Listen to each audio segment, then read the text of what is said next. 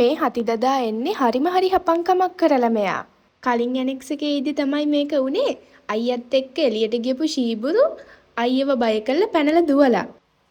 බලන්නකෝ ඉතින් අපිට යන්නවත් පුළුවන් තැනකටද ගිහින් ඉන්නේ කියලා. හොඳ වෙලාවට මේ වහල උඩින් ශීබුරුට වෙන පැනලා යන්න තැනක් නැහැ. මොකද ඉතින් මහලකුවට ගස් නගින්න කියලාත් බෑනේ. ශීබා මේ ගොන් ශීබුරුවා කන් ඇහෙන්නේ නැති පූසෙක් වගේ හිටියේ ඒ වෙලාවේ.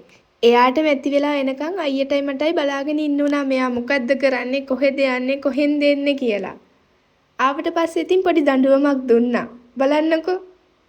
මේක සුන්දර ලෝකය සතු. හවස කොහෙද ගියේ හවස?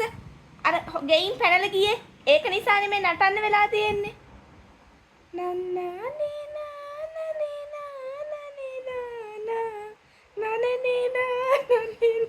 එහෙම තමයි වැඩි කරාම ඔහොම දඬුවම් දෙනවා අපි.